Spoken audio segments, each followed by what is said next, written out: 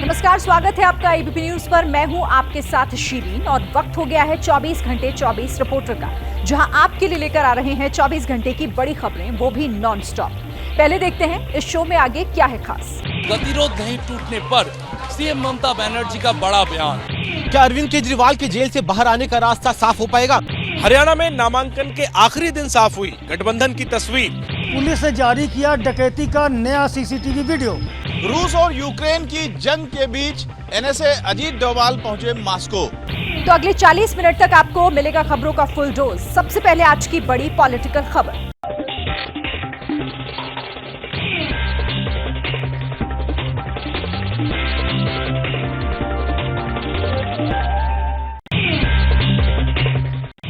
हड़ताली जूनियर डॉक्टरों के साथ गतिरोध नहीं टूटने पर सीएम ममता बनर्जी का बड़ा बयान।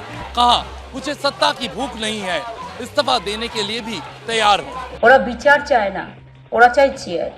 আমি মানুষের স্বার্থে এমনকি নিজে পদত্যাগ করতেও রাজি আছি। আমার মুখ্যমন্ত্রীর পদ চাই না, কিন্তু আমি চাই মানুষ বিচার পাক। ममता बनर्जी का यह बड़ा बयान आया इन तस्वीरों के बाद, जब मीटिंग हॉल में सारी व्यवस्थाएं हो गई थी, लेकिन कुर्सियां सजी रह गई। एक दो नहीं, तीन तीन कैमरे लगे रह गए। सीएम ममता बनर्जी अपने अधिकारियों के साथ कुर्सी पर बैठकर इंतजार करती रह गई। लेकिन कोलकाता कांड में इंसाफ की मांग कर रहे आरजीकर हॉस्पिटल के हड़ताली जूनियर डॉक्टर बैठक के लिए सभागार के अंदर नहीं पहुंचे। বাংলার মানুষের আবেগের কাছে আমি বলবো, আমি ক্ষমা চাইছি আপনাদের কাছে। আপনারাও আশায় ছিলেন আজকে সমস্যাটা সমাধান হয়ে যাবে। আমি 2 ঘন্টা বসে আছি, আমি 3 दिन ধরে বসে আছি। सीएम ममता बनर्जी ने जूनियर हड़ताली डॉक्टरों को बातचीत के लिए बुलावा भेजा था। शाम करीब 5 बजे हड़ताली डॉक्टरों के 30 प्रतिनिधि सरकार से बात करने राज्य सचिवालय नबन्ना पहुंच भी गए थे, लेकिन वो मीटिंग हॉल में नहीं गए, जहां सीएम ममता बनर्जी उनका इंतजार कर रही थी। जूनियर डॉक्टर मीटिंग की लाइव स्ट्रीमिंग कराए जाने पर अड़े थे। ममता सरकार पूरी बैठक की वीडियोग्राफी कराने के लिए तैयार थी, लेकिन लाइव टेलीकास्ट की मांग न माने जाने से जूनियर डॉक्टर मीटिंग हॉल में गए नहीं। इस बीच पश्चिम बंगाल के राज्यपाल ने ममता बनर्जी के बॉयकॉट का ऐलान कर दिया।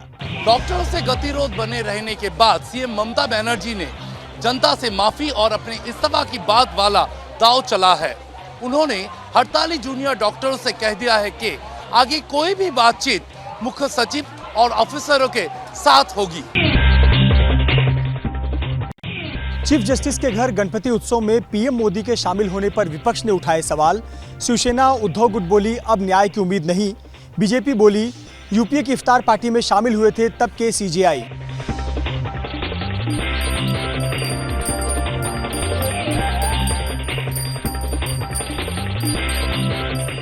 बप्पा की पूजा अर्चना करते हुए पीएम मोदी की इन तस्वीरों ने सियासी बवंडर खड़ा कर दिया है।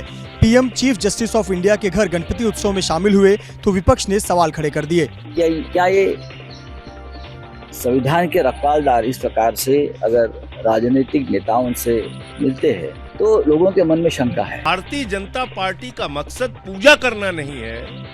भारतीय जनता पार्टी का मतलब पूजा के बदले राजनीति का लाभ और नुकसान देखने का। प्रधानमंत्री जी की अक्सर ये आदत है कि बिना बुलाए चले जाते हैं, जैसे पाकिस्तान चले गए थे, तो हमें नहीं मालूम कि हाँ बुलाए जाने पे गए हैं या बिना बुलाए गए हैं। किसी भी लोकतंत्र में ऐसी तस्वीर अच्छी नहीं लगती। महाराष्ट्र में चंद महीनों बाद विधानसभा चुनाव होने वाले हैं। ऐसे पर प्रधानमंत्री के गणेश पूजा का विरोध का सियासी कनेक्शन भी निकाला जा रहा है। हरियाणा में नामांकन के आखिरी दिन साफ हुई गठबंधन की तस्वीर। आईएनएलडी बीएसपी के साथ गए गोपाल कांडा, तो कांग्रेस ने लेफ्ट के लिए छोड़ी एक सीट। चंद दिन पहले तक बीजेपी के साथ रहे हरियाणा लोकहित पार्टी के मुखिया गोपाल कांडा अब इंडियन नेशनल लोकदल और बीएसपी के साथ अलायंस में शामिल हो गए हैं। आईएनएलडी नेता अभय चौटाला सिरसा में गोपाल कांडा के घर पहुंचे और गठबंधन का ऐलान किया। गोपाल कांडा सिरसा में गठबंधन के उम्मीदवार हैं।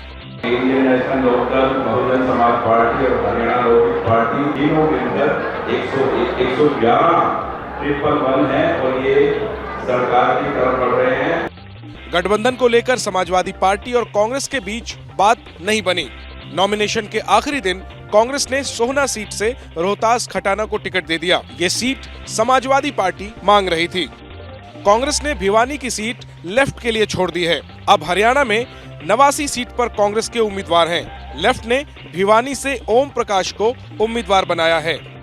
हरियाणा में बीजेपी ने किसी भी पार्टी के साथ गठबंधन नहीं किया है। वहीं दुष्यंत चौटाला की पार्टी जेजेपी का चंद्रशेखर आजाद की पार्टी आजाद समाज पार्टी के साथ गठबंधन है। बिहार में शराबबंदी पर सियासी संग्राम। प्रशांत किशोर ने कहा, सरकार बनेगी तो खत्म होगी शराबबंदी। जेडीयू का पलटवार, लोगों को गुमराह कर रहे हैं प्रशांत। शराबबंदी हटाने के लिए कहिएगा तो महिला वोट नहीं देगी। वोट मिले या न मिले, ये समाज के हित में नहीं है। इसलिए द्वंद्व स्वराज की व्यवस्था बनेगी तो मिनटों में शराबबंदी को हटा दिया जाएगा। प्रशांत किशोर के इस बयान पर बिहार में सियासी घमासान हो रहा है। सुपौल में प्रशांत किशोर ने कहा कि शराबबंदी से बिहार को हर साल 20,000 करोड़ का नुकसान हो रहा है। प्रशांत किशोर ने नीतीश के ड्रीम प्रोजेक्ट पर सवाल उठाए तो जेडीयू तमतमा उठी। जिस प्रकार से पिछले 8 वर्षों में बिहार का तस्वीर और तकदीर शराबबंदी ने बदला है, यह नजीर है। जनता को मूर्ख ही नहीं, जनता को अपने हिसाब से वो नचाने का काम कर रहे हैं। आंकड़ों का हवाला देकर प्रशांत किशोर ने कहा कि शराबबंदी लागू होने के बाद बिहार में 8.5 लाख केस दर्ज हुए हैं। इनमें 1 लाख से ज्यादा लोग जेल जा चुके हैं। इसलिए शराबबंदी को खत्म करना जरूरी है।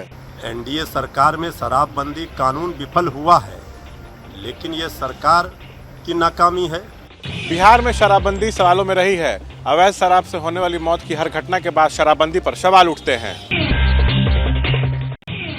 सुल्तानपुर एनकाउंटर विवाद के बीच पुलिस ने जारी किया डकैती का नया सीसीटीवी वीडियो। अखिलेश यादव ने कहा, पुलिस झूठी कहानी बता रही है। मंगेश यादव के एनकाउंटर मामले में गंभीर आरोपों में घिरी यूपी पुलिस ने सुल्तानपुर में डकैती का ये नया सीसीटीवी फुटेज जारी किया है। पुलिस का दावा है कि इस फुटेज में आरोपी अंकित, अरबाज, अनुज प्रताप सिंह, फुरकान और मंगेश यादव दिख रहे हैं। हालांकि वीडियो में उनके चेहरे नहीं पहचाने जा रहे हैं क्योंकि सभी ने हेलमेट से मुंह ढके हैं। सुल्तानपुर के घंटाघर जो कि कोतवाली नगर में स्थित है, दिन दहाड़े डकैती हुई थी। सारी कार्रवाई बहुत ही निष्पक्ष और साक्ष्यों के आधार पर हुई है। लेकिन पूर्व सीएम और समाजवादी पार्टी के अध्यक्ष अखिलेश यादव ने आज प्रेस कॉन्फ्रेंस करके पुलिस की थ्योरी को झूठा करार दे दिया है। मुंह पर टेप लगा दिया जाए, हाथ पैर बांध दिए जाएं और पीट पीट करके उसकी जान ले ली जाए।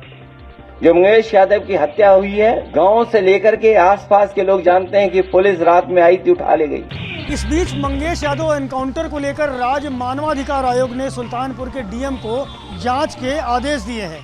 आयोग ने इस मामले में 27 सितंबर तक रिपोर्ट तलब की है। क्या अरविंद केजरीवाल के जेल से बाहर आने का रास्ता साफ हो पाएगा? केजरीवाल की जमानत पर सुप्रीम कोर्ट कल फैसला सुनाएगा। सबसे बड़ा सवाल यह है कि क्या दिल्ली के सीएम अरविंद केजरीवाल हरियाणा चुनाव में प्रचार कर पाएंगे? इसके लिए उनके समर्थकों की नजरें टिकी है सुप्रीम कोर्ट की तरफ। आबकारी घोटाले से जुड़े केस में सीबीआई द्वारा की गई गिरफ्तारी को केजरीवाल ने चुनौती दी है और बेल मांगी है। इसी पर शुक्रवार को सुबह 10:30 बजे जस्टिस सूर्यकांत की अध्यक्षता वाली बेंच केजरीवाल की जमानत पर फैसला देगी। सीबीआई मामले में राउस रेवेन्यू कोर्ट ने केजरीवाल की न्यायिक हिरासत 25 सितंबर तक बढ़ाई है। बुधवार को निचली कोर्ट में केजरीवाल वीडियो कॉन्फ्रेंसिंग के जरिए पेश हुए थे, लेकिन केजरीवाल ने सुप्रीम कोर्ट में शराब नीति मामले में जमानत और सीबीआई द्वारा गिरफ्तारी को रद्द करने की मांग की है। इससे पहले दिल्ली की राउस रेवेन्यू कोर्ट ने इसी मामले में आरोपी आम आदमी पार्टी नेता दुर्गेश पाठक को 1 लाख के बेल बॉन्ड पर बुधवार को जमानत दे दी थी। हिंसा की आग में जल रहा मणिपुर अब युद्ध में घिरता हुआ नजर आ रहा है। जहां कदमबंद में ड्रोन अटैक हुआ है, वहीं पर मैतेई के गढ़ को बचाने के लिए लड़ाके बंकर में पूरी तैयारी से इकट्ठे हुए नजर आ रहे हैं। ये हिंसाग्रस्त मणिपुर की राजधानी से सटा इम्फाल वेस्ट का वो इलाका है जहां ड्रोन अटैक हुआ है। एबीपी न्यूज़ की टीम ग्राउंड जीरो पर पहुंची और हालात का जायजा लिया। हमारे संवाददाता ने स्थानीय लोगों से बातचीत की तो पता चला कि ऊपर कुकियों का गढ़ कांगपोकपी जिला है, जहां हिल की चोटियों से ड्रोन अटैक किया जा रहा है। नीचे मैतेई का गढ़ कदमबंद है। पहले सिर्फ फायर आते थे और इस बार यहां वाटर ट्रीटमेंट प्लांट की छत पर ड्रोन गिरा है। खुद को बचाने के लिए हम लोग ये ड्यूटी कर रहे हैं। ये इन्वेस्टिगेशन नहीं किया है, अभी तक नहीं किया। हाथों में मोर्टार लिए ये लोग कुकियों को जवाब देने के लिए हथियारों से लैस होकर बंकरों में तैनात हो गए हैं। मोर्टार में एक्सप्लोजिव लगाकर दिखाते हुए शख्स ने बताया कि उसे क्यों हथियार उठाना पड़ा। यहाँ हाथों में बंदूक और वॉकी टॉकी से जिस जगह की सुरक्षा की जा रही है, इस बंकर पर पहले भी हमला हो चुका है। वेस्ट इम्फाल में हुए ड्रोन अटैक में प्लास्टिक एक्सप्लोजिव का इस्तेमाल किया गया है। इसकी जांच के लिए एजेंसियां आईआईटी दिल्ली की मदद ले रही हैं। चंडीगढ़ में ग्रेनेड हमले में हुआ बड़ा खुलासा। 38 साल पुराने एनकाउंटर का बदला लेने के लिए रिटायर्ड एसपी को किया गया था टारगेट। बुधवार को चंडीगढ़ के पोश इलाके सेक्टर 10 की एक कोठी के बाहर ग्रेनेड अटैक के मामले का गैंगस्टर कनेक्शन सामने आया है। एबीपी न्यूज ने इसकी आशंका कल ही जता दी थी। विदेश में बैठे गैंगस्टर हैप्पी पासिया ने सोशल मीडिया पोस्ट के जरिए ग्रेनेड हमले की जिम्मेदारी ली है। इस हमले के टारगेट पर थे पंजाब पुलिस के एक रिटायर्ड अधिकारी। इस हमले का कनेक्शन पंजाब में आतंकवाद के दौर से भी जुड़ रहा है। 1986 में जालंधर के नकोदर में एनकाउंटर में 4 लोग मारे गए थे। उस वक्त ये पुलिस अफसर नकोदर में तैनात थे। इस अटैक का पाकिस्तान में बैठे हरविंदर सिंह रिंदा और उसके कनाडा में बैठे सहयोगी हैप्पी पासिया पर भी शक जताया जा रहा है।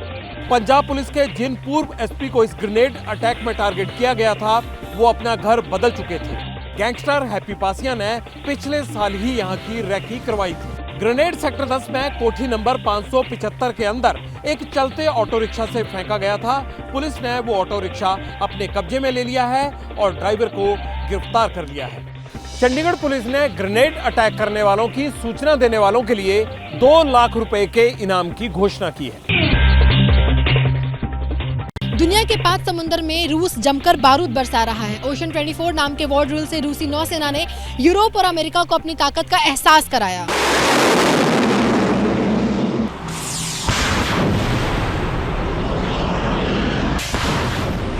रूस ने समंदर के अंदर आग बरसाने की ऐसी तस्वीरें कई दिनों बाद रिलीज की है। रूस ने अपनी 5 फ्लीट यानी पैसिफिक, आर्कटिक महासागर के साथ भूमध्य, कैस्पियन और बाल्टिक सागर में अपनी नौसेना का ताकत दिखाया। जमकर मिसाइलें दागी गई। जानकारी के मुताबिक इस एक्सरसाइज में 400 बैटलशिप, सबमरीन के अलावा 120 फाइटर एयरक्राफ्ट शामिल हैं। एक साथ 90,000 जवान भी ओशन 24 का हिस्सा बने हैं। रूस की पैसिफिक फ्लीट वाली एंट्री सबमरीन शिप्स ने टॉर्पीडो से लगातार वार किए। पुतिन कह चुके हैं उनकी सेना को हर सिचुएशन के लिए तैयार रहना होगा। नौसेना के साथ साथ रूसी एयरफोर्स के साथ मिलकर किस तरह ऑपरेशंस को अंजाम देना है, इसकी तैयारियां भी हो रही हैं। रूस की इस वार ड्रिल में चीन भी शामिल है। बताया जा रहा है कि चीन के 4 युद्धपोत और 15 एयरक्राफ्ट रूस की मिलिट्री एक्सरसाइज का हिस्सा बने हैं। रूस ने 15 देशों को ऑब्जर्वर के तौर पर भी इन्विटेशन दिया, यानी 15 देश रूस और चीन की सैन्य ताकत के गवाह बने रहे हैं। रूसी रक्षा मंत्रालय ने बताया कि दशकों बाद इतने बड़े पैमाने पर वॉर ड्रिल को अंजाम दिया गया है। वैसे यूक्रेन पे हमला करने से पहले भी रूस ने कई दिनों तक मिलिट्री एक्सरसाइज की थी। समंदर के साथ साथ रूसी सेना अब जमीन पर भी आग उगल रही है। एक रूसी अधिकारी ने दावा किया है कि यूक्रेन के अब तक 10 से भी ज्यादा सेटलमेंट्स वापस हथियाए जा चुके हैं।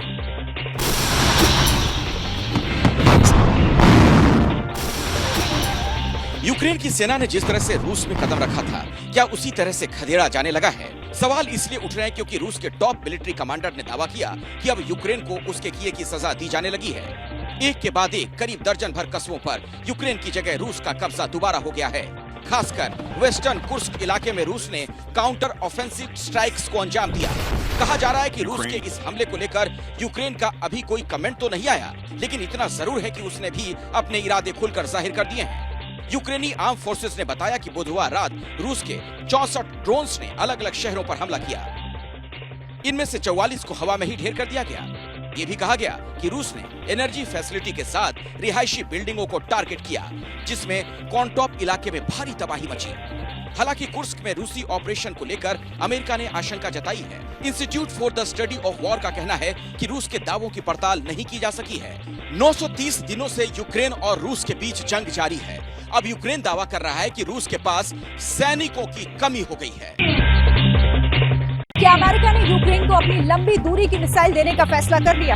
अमेरिकी विदेश मंत्री ब्लिंकन ने कहा है कि ज़ेलेंस्की को बाइडेन का मैसेज पहुंचा दिया गया है। बाइडेन एडमिनिस्ट्रेशन के सामने जिन मिसाइलों की जिद ज़ेलेंस्की कर रहे हैं, वो आखिर कौन सी? क्या उन्हें मिनटमैन 3 मिसाइल चाहिए जो 12 से 13,000 किलोमीटर तक मार कर सकती है? ये इंटरकॉन्टिनेंटल बैलिस्टिक मिसाइल है जो अपने साथ न्यूक्लियर वॉरहेड ले जा सकती है। अमेरिका ने इस मिसाइल का कई बार टेस्ट किया है। या फिर ज़ेलेंस्की को अमेरिका ने अपनी ट्राइडेंट मिसाइल देने का मन बना लिया? ये सबमरीन लॉन्च्ड बैलिस्टिक मिसाइल जो पानी के अंदर से हजारों किलोमीटर दूर अपने टारगेट को बर्बाद कर सकती है। अमेरिका के पास Tomahawk cruise missile, AGM-86, JASSM के साथ एटोकैम और हार्पून मिसाइलें भी हैं, जिनकी रेंज 240 किलोमीटर से लेकर 2500 किलोमीटर तक हो सकती है। हो सकता है कि इन मिसाइलों के लिए नई डील होने वाली है, क्योंकि खबर है कि बाइडेन लंबी दूरी की मिसाइल देने का मन बना चुके हैं। इसे लेकर यूक्रेन से डिटेल्ड प्लान मांगा गया है। यूएन की जनरल असेंबली में नई डील पर मुहर लग सकती है। जब तक अमेरिका चर्चा करता है, नए पैकेज का ऐलान करता, ब्रिटेन ने लंबी दूरी वाली स्टॉर्म शैडो मिसाइल देने का फैसला भी कर लिया। लॉन्ग रेंज मिसाइल को लेकर रूस का रिएक्शन भी सामने आ गया। विदेश मंत्री सर्गेई लावरोव ने कहा कि अमेरिका ने इसकी परमिशन पहले ही दे दी। मिसाइल की ताकत तो नॉर्थ कोरिया ने भी दिखाई है। एक रिपोर्ट के मुताबिक किम जोंग के इशारे पर जापान सागर की तरफ बैलिस्टिक मिसाइल लॉन्च की गई। मिसाइल टेस्ट की जानकारी साउथ कोरिया की तरफ से दी गई। सियोल ने बताया कि गुरुवार को पूर्वी सागर की तरफ बैलिस्टिक मिसाइल दागी गई। साउथ कोरिया के जॉइंट चीफ ऑफ स्टाफ ने बताया कि मिसाइल टेस्ट का एनालिसिस कर रहे हैं। नॉर्थ कोरिया ने इससे पहले 1 जुलाई को अपनी बैलिस्टिक मिसाइल लॉन्च की थी। साउथ कोरिया के साथ जापान ने भी नॉर्थ कोरिया के मिसाइल टेस्ट को कंफर्म किया है। साउथ कोरिया ने मिसाइल टेस्ट की आलोचना की है, वहीं जापान ने बताया कि एक के बाद एक 2 शॉर्ट रेंज मिसाइलों का टेस्ट किया गया। वैसे साउथ कोरिया से तनाव के बीच 2 दिन पहले ही नॉर्थ कोरिया के तानाशाह ने युद्ध की तैयारियों को बढ़ाने का आदेश दिया था। न्यूक्लियर फोर्स को भी रेडी रहने का ऑर्डर दिया गया था। किम जोंग ने अपनी सेना से कहा कि मिसाइलों के साथ ज्यादा से ज्यादा सुसाइड ड्रोन्स को तैयार किया जाए, ताकि बॉर्डर पर सिक्योरिटी को और ज्यादा मजबूत किया जा सके। वेस्टर्न मीडिया के मुताबिक मिसाइलों की एक बड़ी खेप नॉर्थ कोरिया ने रूस भेजी है। रिपोर्ट्स के मुताबिक इन मिसाइलों का इस्तेमाल यूक्रेन के वॉर जोन में किया जा रहा है। गाजा में कत्लेआम के बीच एक बार फिर से ईरान ने इजराइल को अंजाम भुगतने की धमकी दी है। ईरान ने कहा है कि बहुत जल्द गाजा पर फिलिस्तीन का कब्जा होगा। कई दिनों तक खामोश रहने के बाद ईरान ने इस बार अपने मिसाइलों के जखीरे के बीच इजराइल को सीधी चुनौती दी। ईरान के रिवोल्यूशनरी गार्ड्स के चीफ जनरल हुसैन सलामी ने इस बार ईरान और इजराइल की जंग का किस्सा इजराइल और हमास के बारूदी टकराव की तरफ मोड़ दिया। जनरल सलामी ने कहा, फिलीपींस के लोगों की जल्द ही जीत होगी। इजराइल समेत बाकी दुश्मनों से बदला लेंगे। हम यूएस के खिलाफ युवाओं के भरोसे के साथ जंग लड़ रहे हैं। ईरानी जनरल ने नौसेना के नए बेस के उद्घाटन के दौरान ये बयान जारी किया। लेकिन दूसरी तरफ गाजा में इजराइल का बारूदी बदला जारी रहा। 2 दिन में दूसरी बार गाजा के खान यूनिस में हवाई हमला किया गया। इस बार 2 दर्जन से ज्यादा फिलिस्तीनी मारे गए। एक स्कूल को भी निशाना बनाया गया। मीडिया रिपोर्ट्स के मुताबिक गाजा पट्टी में 16 महिलाओं समेत 20 लोगों की जान चली गई। 5 लोग वेस्टर्न सेक्टर में ढेर हो गए। मरने वालों में यूएन रिलीफ एजेंसी के कर्मचारी भी थे। इजराइल के हमास, हिजबुल्ला और ईरान से टकराव के बीच अमेरिका ने एक चौंकाने वाला फैसला लिया है। अमेरिका ने अपना एक युद्धपोत लाल सागर से वापस बुला लिया है।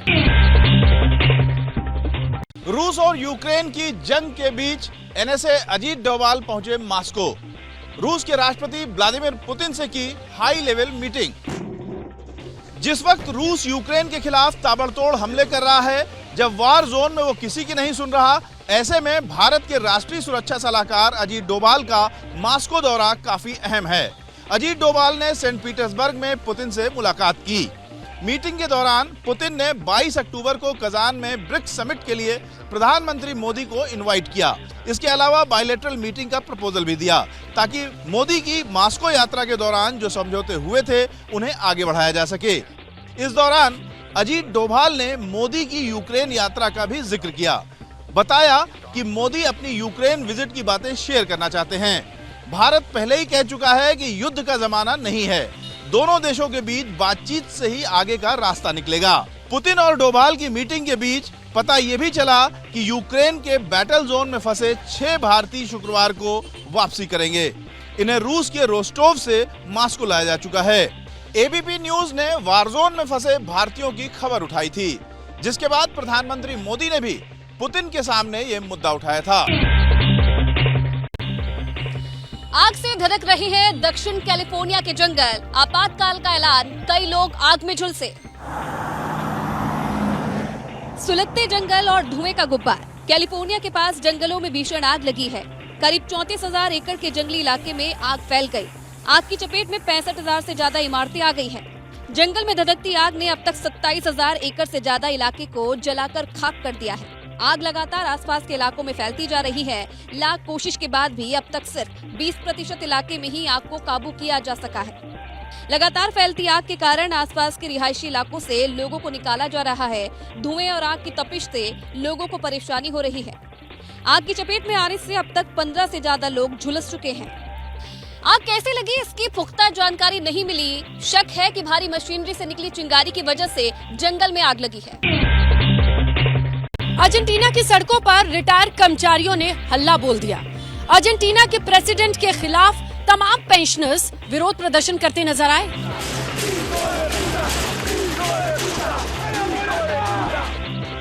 अर्जेंटीना के राष्ट्रपति जेवियर मिलेई ने पेंशन बढ़ाने वाले विधेयक को पारित होने से रोकने के लिए कांग्रेस में पर्याप्त समर्थन हासिल कर वीटो कर दिया, जिससे रिटायर्ड लोगों में भारी आक्रोश है। पेंशन भोगी रिटायर्ड कर्मचारी अर्जेंटीना की सड़क पर उतरे, हल्ला बोल दिया। पुलिस की बैरिकेडिंग तोड़ते हुए प्रदर्शनकारियों ने जमकर हंगामा किया। भीड़ को काबू करने के लिए पुलिस ने पेपर स्प्रे का इस्तेमाल किया। टकराव के दौरान कुछ लोगों के घायल होने की तस्वीर भी सामने आई है। पुलिस ने मामूली बल का प्रयोग किया है। आक्रोशित बुजुर्ग को दबोचते पुलिसकर्मी की ये तस्वीर देखिए। इनका कहना है कि महंगाई इतनी तेजी से बढ़ रही है और पेंशन में इजाफा नहीं किया जा रहा है, जिससे उनका गुजारा करना मुश्किल हो रहा है। अर्जेंटीना में तमाम रिटायर्ड कर्मचारियों ने ब्यूनस आयर्स में मार्च निकाला और जेवियर मिलेई के खिलाफ प्रदर्शन किया। संजौली में पुलिस लाठीचार्ज के खिलाफ व्यापारियों का शिमला बंद, सड़क पर प्रदर्शन, एसपी के खिलाफ एक्शन की मांग। संजौली मस्जिद में अवैध निर्माण के खिलाफ प्रदर्शन के दौरान पुलिस के लाठीचार्ज के विरोध में आज शिमला में व्यापारियों का बंद रहा। इस दौरान दुकानें बंद रहीं, लेकिन सड़क पर बवाल हुआ। व्यापारियों ने शेरे पंजाब से डीसी ऑफिस तक रैली निकाली और एसपी को बर्खास्त करने की मांग की। प्रदर्शन के दौरान लोगों ने नारेबाजी की, कहा जब तक कोर्ट का फैसला नहीं आता मस्जिद को सील किया जाएगा।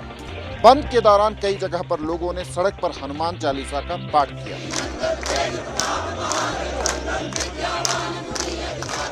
बंद और प्रदर्शन के दौरान किसी भी गड़बड़ी को रोकने के लिए पुलिस मुस्तैद थी। हमारा जो मेन फोकस है वो आमजन के साथ जो है एक इस तरह से चीजों को मिलजुल के सॉर्ट आउट करने को लेकर है। लगातार हो रहे विरोध प्रदर्शन और हंगामे को देखते हुए संजौली में भारी सुरक्षा के इंतजाम किए गए हैं। शिमला में पुलिस मुस्तैद है। संजौली मस्जिद विवाद में नगर निगम कमिश्नर से मिला मुस्लिम पक्ष, अवैध निर्माण तोड़ने का दिया प्रस्ताव। सूत्रों का दावा, विवाद में सुक्खू सरकार की भूमिका से कांग्रेस आलाकमान नाराज। संजौली मस्जिद में अवैध निर्माण को लेकर घमासान थम नहीं रहा है। सड़क पर हो रहे उग्र प्रदर्शन और लोगों की नाराजगी ने कांग्रेस आलाकमान को परेशान कर दिया है। सूत्रों के मुताबिक विवाद में सुक्खू सरकार के रवैये से कांग्रेस आलाकमान नाराज है। सूत्रों के मुताबिक कांग्रेस आलाकमान का मानना है कि सुक्खू सरकार ने मामले को सही तरीके से हैंडल नहीं किया। विवादित टिप्पणी करने वाले मंत्री अनिरुद्ध सिंह ने भी सफाई दी है। पूरे मामले पर हिमाचल कांग्रेस के प्रभारी राजीव शुक्ला ने अपनी रिपोर्ट आलाकमान को सौंप दी है। सूत्रों के मुताबिक सीएम सुक्खू ने भरोसा दिलाया है कि हालत सामान्य बनाने को लेकर उचित कदम उठाया जाएगा। इस बीच आज मुस्लिम पक्ष का एक डेलीगेशन नगर निगम कमिश्नर से मिला। मुस्लिम पक्ष ने संजौली मस्जिद में अवैध निर्माण को तोड़ने की पेशकश की। हमने यही इजाजत मांगी है अपने कमिश्नर साहब से कि आपसी भाईचारा, हमारी मोहब्बत बनी रहे। हमने कमिश्नर साहब से अपील की आप हमारे को अलाउ करें और हम उसको हटाने के लिए तैयार हैं। बीजेपी लगातार इस मुद्दे पर प्रदर्शन कर रही है। बीजेपी कह रही है कि सुक्खू सरकार मामले को टाल रही है। यही बात कांग्रेस आलाकमान को परेशान कर रही है। संजौली विवाद का मंडी में दिखा असर। मुस्लिम पक्ष ने अवैध तरीके से बनाई गई मस्जिद की बाहरी दीवार गिराई। मंडी की जेल रोड पर बनी मस्जिद की बाहरी दीवार पर आज हथौड़ा चला। ये हथौड़ा मुस्लिम समुदाय ने ही चलाया। किसी विवाद से बचने के लिए अवैध दीवार को गिरा दिया गया। मस्जिद में अवैध निर्माण का विरोध कर रहे हिंदू संगठनों ने शुक्रवार यानी 13 सितंबर को विरोध प्रदर्शन का ऐलान किया था। इसी ऐलान के बाद प्रशासन एक्शन में था। आज दोपहर लोक निर्माण विभाग और पुलिस की टीम मौके पर पहुंची। इसी बीच मुस्लिम समुदाय ने अवैध निर्माण को गिरा दिया।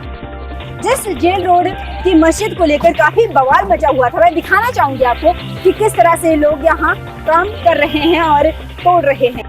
प्रदर्शन के ऐलान को देखते हुए यहाँ सुरक्षा बढ़ा दी गई है। इसी बीच संजौली मस्जिद विवाद पर सीएम सुक्खू ने कल 11 बजे सर्वदलीय बैठक बुलाई है। बैठक में वेंडर पॉलिसी समेत बाहरी लोगों पर नीति बनाने पर चर्चा हो सकती है। कर्नाटक के मांड्या में गणेश विसर्जन जुलूस के दौरान दो गुटों में झड़प, आगजनी और पथराव। तनाव को देखते हुए इलाके में लगाई गई बीएनएस की धारा 163।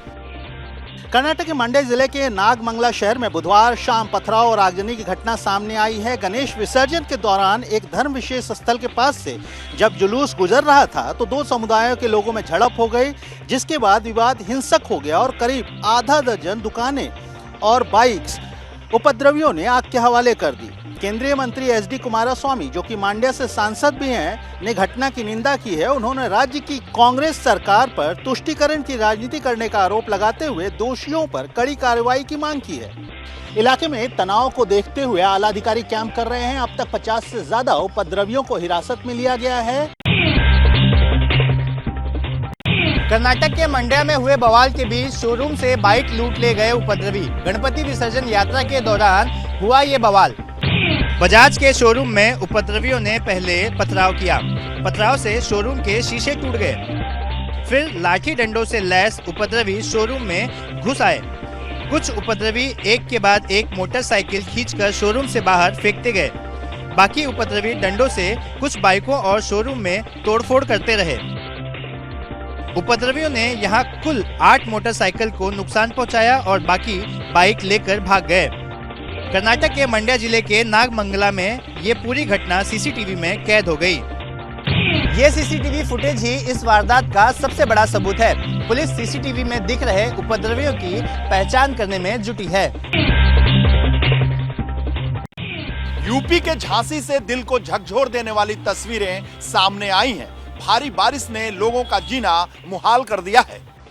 बाढ़ के पानी के बीच ट्यूब पर महिला के शव को अंतिम संस्कार के लिए ले जाते लोगों की ये तस्वीरें झांसी की हैं, जहां बारिश के बाद हालात कई जगह पर इतने बुरे हो गए कि अंतिम संस्कार के लिए भी लोगों को जद्दोजहद करनी पड़ रही है। मोट तहसील में हालात बहुत भयावह हैं। इमलिया गांव बाढ़ की चपेट में है और जनजीवन अस्त व्यस्त है। यहाँ एक महिला की बीमारी के चलते मौत हो गई और महिला के शव को ट्रैक्टर के टायर ट्यूब पर बांधकर लाना पड़ा। मूसलाधार बारिश के चलते 36 घंटों से लोग प्रशासन की मदद का इंतजार कर खुद ही जान जोखिम में डालकर उफनती नदी को पार कर रहे हैं। तस्वीरों में दिख रहा है कि लोगों के गले तक पानी भरा हुआ है। इस सैलाब को पार करने के बाद महिला का अंतिम संस्कार किया गया। सितंबर में आसमानी सितम का कहर झांसी में भी देखने को मिला है, लेकिन प्रशासन का अब भी लोग इंतजार कर रहे हैं। बिहार के सहरसा में लोगों के बीच बाढ़ का खौफ बरकरार है। इसी बीच कोसी के उफान की ऐसी तस्वीर सामने आई है जिसने लोगों में दहशत बढ़ा दी है। बिहार के सहरसा में कोसी नदी के कहर की यह तस्वीर देखिए। कोसी नदी का कटाव विकराल रूप ले चुका है। अब तक दर्जनों घर कोसी नदी में समा चुके हैं। नवहट्टा प्रखंड के हाटी पंचायत में कटाव के चलते सरकारी स्कूल चंद पलों में नदी में समा गया, जिसका वीडियो अब वायरल हो रहा है। स्कूल के ठीक पीछे कोसी नदी पूरे उफान पर बह रही है। 1950 में बने इस राजकीय सरकारी विद्यालय का किचन तो पहले ही कोसी के कटान में समा चुका था। वीडियो में साफ देखा जा सकता है कि स्कूल के ठीक पीछे बहने वाली कोसी नदी ने कैसे स्कूल को चारों तरफ से अपनी आगोश में ले लिया। नदी के कटान से लोग परेशान हैं। कोसी का बहाव इतना तेज है कि उसके सामने कुछ भी टिक नहीं पा रहा है। बढ़ते जल स्तर को देखते हुए गांव के लोग भी ऊंची जगह पर शरण ले रहे हैं। यूपी और MP से बारिश के कहर की तस्वीरें सामने आई हैं। मौसम विभाग ने इसे यागी तूफान का असर बताया है। मूसलाधार बारिश, उफनते नदी नाले और सिर पर बाइक लादकर नाला पार करता बाहुबली। वायरल हो रहा ये वीडियो मध्य प्रदेश के दमोह जिले से सामने आया है। बारिश है कि थमने का नाम नहीं ले रही है और प्रशासन की पाबंदी के बावजूद लोग खतरे के खिलाड़ी बनने से बाज नहीं आ रहे हैं। ताज नगरी आगरा का रुख करते हैं। देखिए, आसमानी सितम से यूपी का आगरा भी अछूता नहीं है। यहाँ पर सड़कों पर सैलाब उमड़ा पड़ा है। बीते 24 घंटे से हो रही बारिश से सड़कें जलमग्न हैं। आगरा के DM साहब को एक कार्यक्रम में जाने के लिए ट्रैक्टर पर सवार होकर जाना पड़ा। ताजमहल का दीदार करने आए सैलानी तो बारिश का मजा लेते दिखे, लेकिन कश्मीरी बाजार में बारिश के चलते एक मकान ढह गया और मलबे में 4 लोग दब गए, जिन्हें SN हॉस्पिटल में भर्ती कराया गया है। चीन, वियतनाम के बाद यागी तूफान का कहर भारत में भी देखने को मिल रहा है। यूपी, MP, दिल्ली, NCR और राजस्थान भी इससे अछूते नहीं हैं। राजस्थान के धौलपुर में पिछले 40 घंटों से लगातार बारिश जारी है। मूसलाधार बारिश के चलते बांध और तालाब लबालब भर चुके हैं। राजस्थान के धौलपुर में मूसलाधार बारिश का कहर जारी है। शहर की सड़कें तालाब में तब्दील हो चुकी हैं। पार्वती बांध की गेट खोलकर पानी की निकासी की जा रही है। शहर में स्थित मचकुंड, जहां सैलानी घूमने आते हैं, वो भी बारिश के चलते उफान पर है। 1979 के बाद मचकुंड में पहली बार इतना पानी भर गया है कि यहां पर तैनात कर्मचारी लगातार लोगों को सरोवर में जाने से रोक रहे हैं। प्रशासन भी हर स्थिति पर नजर बनाए हुए है। शहर की तमाम सड़कें जलमग्न हैं, घुटनों तक पानी भरा है। लोगों को आने जाने में भारी परेशानी का सामना करना पड़ रहा है। आसमानी आफत से राहत का लोग इंतजार कर रहे हैं। सितंबर में मानसूनी सितम से राजस्थान भी अछूता नहीं है। यहाँ धौलपुर में आसमान से बादल आफत बनकर बरस रहे हैं, जिससे बाढ़ का खतरा लगातार बढ़ रहा है।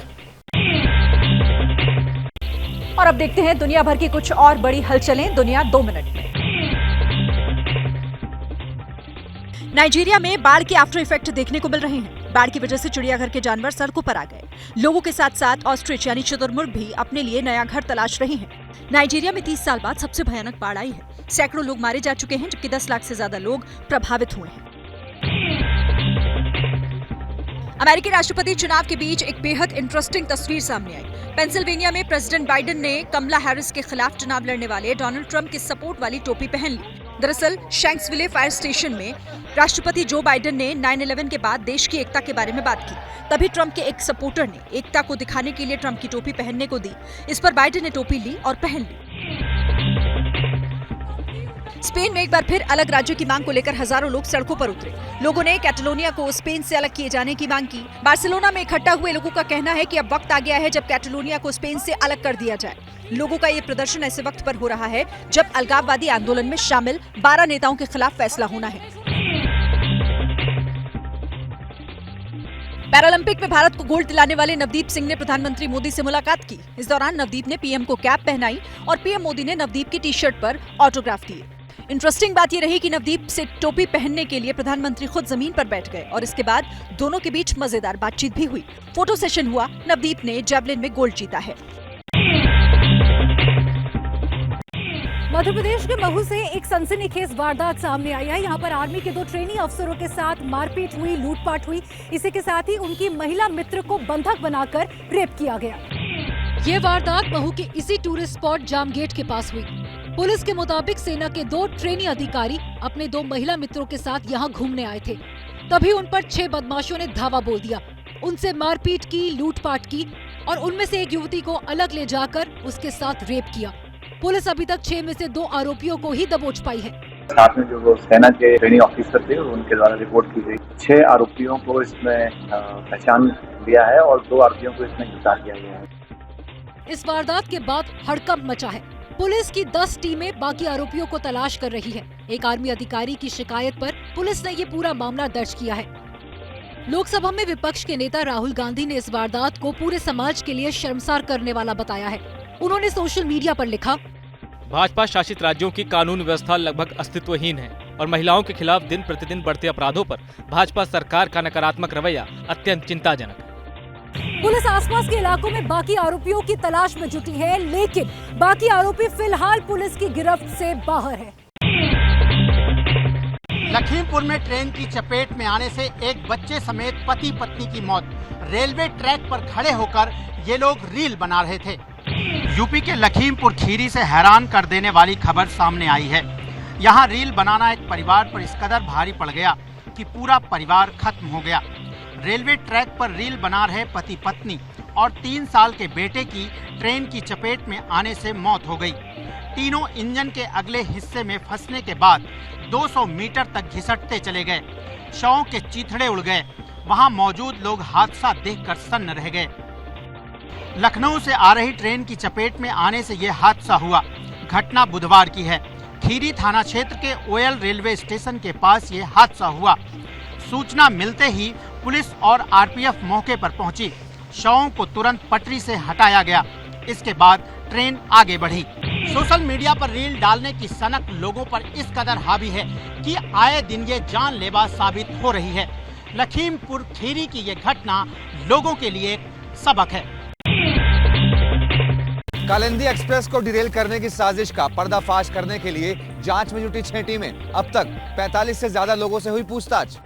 साजिश की जांच के लिए कानपुर, लखनऊ की फॉरेंसिक की team, LIU, IB, NIA, GRP और RPF की टीम लगी है। इन टीमों में 300 अधिकारी शामिल हैं। अब तक 54 पुलिस अधिकारी घटनास्थल का निरीक्षण कर चुके हैं। फॉरेंसिक की टीम ने अब तक मौके से 10 सैंपल जांच के लिए भेजे हैं। ट्रैक पर मिले बोतल और झूले में मिले उंगलियों के निशान की जांच करवाई जा रही है। साथ ही रेलवे लाइन के स्लीपर पर मिले पेंट के निशान की भी जांच करवाई जा रही है। पुलिस की टीम ने अब तक 4 दर्जन से ज्यादा लोगों से पूछताछ की है। पुलिस की टीम 10 किलोमीटर के रेडियस में सघन जांच कर रही है। इसके 10 किलोमीटर के रेडियस को हम लोगों ने जो है वो वेरिफिकेशन के दायरे में लिया है। 50 से ज्यादा लोगों से हमने पूछताछ की है। कानपुर के बाद हरदोई में दुर्गियाना एक्सप्रेस हादसे की भी जांच हो रही है। रेलवे को शक है कि बिजली शॉर्ट सर्किट के जरिए दुर्गियाना एक्सप्रेस में ब्लास्ट की साजिश रची गई। कोलकाता के आरजीकर अस्पताल में विरोध प्रदर्शन के लिए बनाए गए मंच पर मिले एक संदिग्ध बैग ने मचाए रखा हड़कंप। डर ऐसा फैला कि बॉम्ब निरोधक दस्ते को बुलाना पड़ा। करीब महीने भर से सुर्खियों में बने कोलकाता के आरजीकर अस्पताल के बाहर इस बैग की वजह से सनसनी मच गई। बैग यहाँ लावारिस हालत में दिखा तो सबके होश फाख्ता हो गए। ये बैग अस्पताल के बाहर धरना स्थल पर लगी एक लोहे की खाट के ऊपर संदिग्ध अवस्था में पड़ा हुआ था। CISF ने फौरन इस इलाके को घेर लिया। आनन फानन में बम निरोधक दस्ते को बुलाया गया। डॉग स्क्वाड आया। जब मौके पर जांच की गई और बैग को खोला तो उसमें से क्या मिला वो भी सुनिए। 3 पानी की बोतलें, 1 बिस्कुट का पैकेट, 1 कोल्ड ड्रिंक्स की बोतल, चावल के पफ और फ्लेक्स के पैकेट, उसके साथ कुछ अखबार भी। जब इस लावारिस बैग का रहस्य खुला तब जाकर आसपास के लोगों की जान में जान आई। लेडी डॉक्टर की रेप और हत्या के मामले के बाद से आरजीकर अस्पताल लगातार विरोध प्रदर्शन का एपिसेंटर बना हुआ है। यही वजह है कि केंद्रीय सुरक्षा बल भी अतिरिक्त व्यवस्था और सुरक्षा के प्रावधान रख रही है। एक संदिग्ध बैग को भी हल्के में नहीं लिया जा रहा है। पुणे में गणपति विसर्जन में शामिल ढोल ताशा की संख्या जो सीमित कर गई थी उसको सुप्रीम कोर्ट ने अभी रोक दिया है। उन्होंने NGT से कहा है कि उनके जो त्योहार है वो अपने मन से मनाने दिया जाए। पुणे को महाराष्ट्र की सांस्कृतिक राजधानी माना जाता है। गणपति उत्सव तो यहाँ की जान है, लेकिन पुणे में गणपति के मूर्ति विसर्जन उत्सव को लेकर NGT ने जो आदेश दिया था उस पर सुप्रीम कोर्ट ने रोक लगा दी। NGT ने ढोल ताशा समूहों में लोगों की संख्या 30 तक सीमित करने के निर्देश दिए जाए। चीफ जस्टिस ने कहा, गणपति त्योहार पुणे वालों के दिल में बसता है, उन्हें अपनी मर्जी से ढोल ताशा के साथ त्योहार मनाने दिया जाए। यानी पुणे के गणपति विसर्जन को धूमधाम से मनाने का रास्ता साफ हो गया है। एक संस्था ने NGT को लेकर सुप्रीम कोर्ट में चुनौती दी थी। उसके बाद महाराष्ट्र सरकार और तमाम संस्थाओं को नोटिस भेजी गई है। अंतरिक्ष में इंसान ने एक और कामयाब छलांग लगा दी। 2 अंतरिक्ष यात्रियों ने दुनिया की पहली प्राइवेट स्पेस वॉक को अंजाम दिया। 25,000 किलोमीटर की रफ्तार और धरती से 700 किलोमीटर की ऊंचाई पर इस तरह इंसान ने कमर्शियल स्पेस सेक्टर में दुनिया के लिए नए दरवाजे खोल दिए। एलोन मस्क की कंपनी SpaceX के पोलारिस डॉन मिशन ने यह सपना साकार कर दिया। इसमें मौजूद थे 2 एस्ट्रोनॉट्स, मिशन कमांडर जेरेड एस्कीमैन और मिशन स्पेशलिस्ट सारा गिलिस ने प्राइवेट स्पेस वॉक को अंजाम दिया। यानी ये कोई सरकारी मिशन नहीं था, बल्कि निजी तौर पर एस्ट्रोनॉट्स की पहली स्पेस वॉक थी। पोलारिस डॉन मिशन में SpaceX के क्रू ड्रैगन कैप्सूल से एस्ट्रोनॉट्स अंतरिक्ष में गए। पहले अरबपति जेरेड एक्समैन कैप्सूल से बाहर निकले। इसके बाद SpaceX की मिशन इंजीनियर सारा गिलिस ने अंतरिक्ष में कदम रखा। ये दोनों करीब 10 मिनट के लिए स्पेस वॉक के लिए बाहर निकले। पोलारिस डॉन मिशन में 10 सितंबर को लॉन्च किया गया था। इस मिशन में 4 एस्ट्रोनॉट स्पेस में गए थे। 5 दिन के इस मिशन में एस्ट्रोनॉट जिस ऑर्बिट में गए थे उसमें 50 साल से ज्यादा समय से कोई एस्ट्रोनॉट नहीं गया।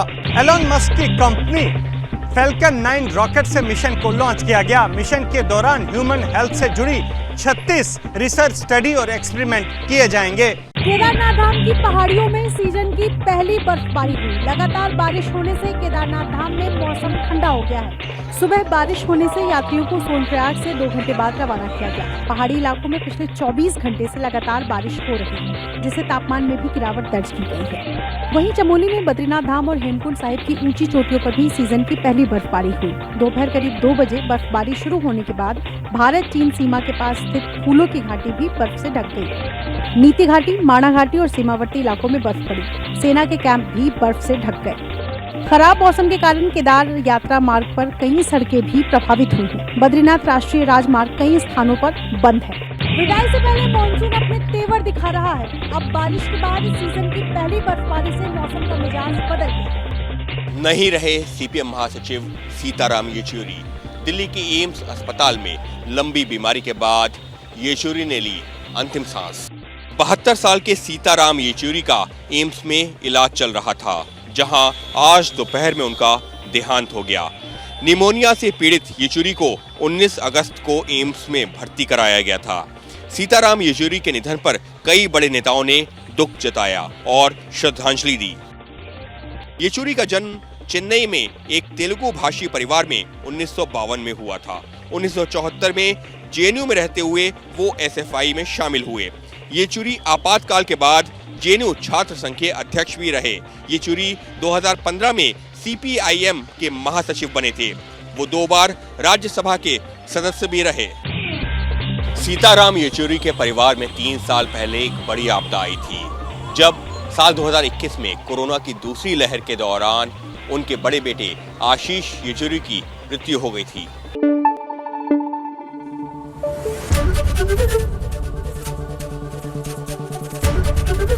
एबीपी न्यूज आपको रखे आगे।